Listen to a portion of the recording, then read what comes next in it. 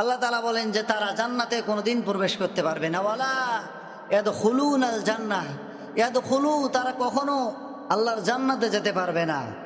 জান্নাত তো সবাই আশা করে, জান্নাত আমরা আশা করি কি করি না? আমরা সবাই চাই যে আমরা জান্নাত যাই, কিন্তু জান্নাতে যাওয়ার যে কাজ, জান্নাতে যাওয়ার যে আমাল, জান্নাতে যাওয়ার যে চরিত্র, সেরকম কাজ, সেরকম আমল, সেরকম জীবন আমরা পরিচালনা করি না। আমরা সবাই আশা রাখি জান্নাতে যাব, কিন্তু জান্নাত যাওয়া এত সহজ নয়, জান্নাত যাওয়া অত কঠিনও নয়।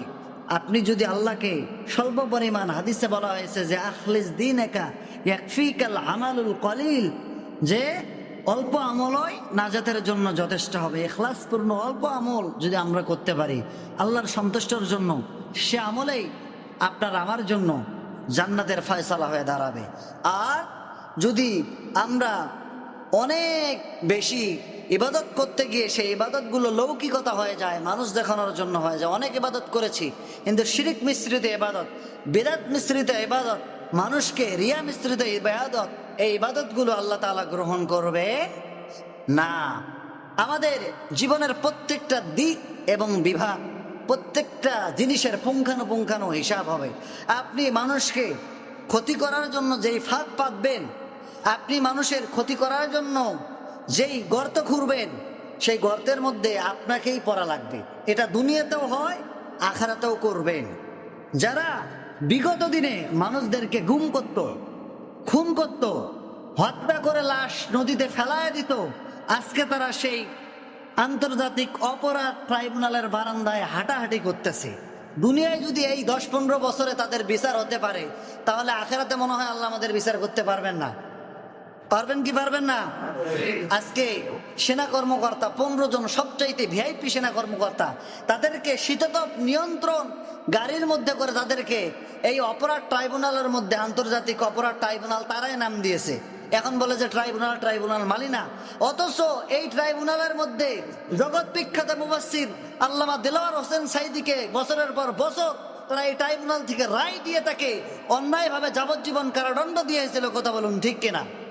তারা যে ট্রাইব্যুনাল তৈরি করেছে আলেমদেরকে ফাঁসি দেওয়ার জন্য, 15 বছর পর আল্লাহ সেই ট্রাইব্যুনাল রেখে দিয়েছেন আবার তাদেরকে ফাঁসির কাস্টে ঝোলাবার জন্য। কথা বলুন ঠিক কিনা?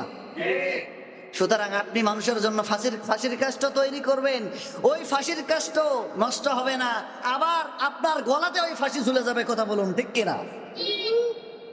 সুতরাং মানুষের জন্য গর্ত করে কোনো লাভ নাই। সামান্য পরিমাণ অপরাধ করলে দুনিয়ায় যদি এই সিআইডি, ডিবি, গোয়েন্দা বিভাগ, সিটিডিসি, এনএসআই, বাংলাদেশের যত বড় বড় গোয়েন্দা সংস্থা আছে, তারা যদি এই 5-7 বছরে তাদের অপকর্ম, বাংলাদেশের যত গুম এবং খুন হয়েছে, এই 15 জন সেনা কর্মকর্তা তাদের সাথে জড়িত ছিল, আর অনেক ব্যক্তি জড়িত ছিলেন। এখন তাদেরকে শীততাপ নিয়ন্ত্রিত গাড়ির মধ্যে করে নিয়ে আসা হয়। যাদের পিতা হারিয়েছে তারা বোঝে বাবা হারা যন্ত্রণা কতটা, যাদের স্বামী গুম হয়েছে, স্বামী ছাড়া রাত কাটা কতটা ছটপটানি, সেই গুম হওয়া ব্যক্তির স্ত্রী কেবল বলতে পারে। কথা বলুন ঠিক কিনা? শীততাপ নিয়ন্ত্রিত গাড়িতে নিয়ে আসার পরে প্রশ্ন উঠলো যে এই গাড়িতে তাদেরকে কেন নিয়ে আসা হবে? যারা অপরাধী, তারা যত বড় ব্যক্তি হোক, অপরাধ সবার জন্য সমান, বিচার সবার জন্য সমান। কথা বলুন ঠিক কিনা?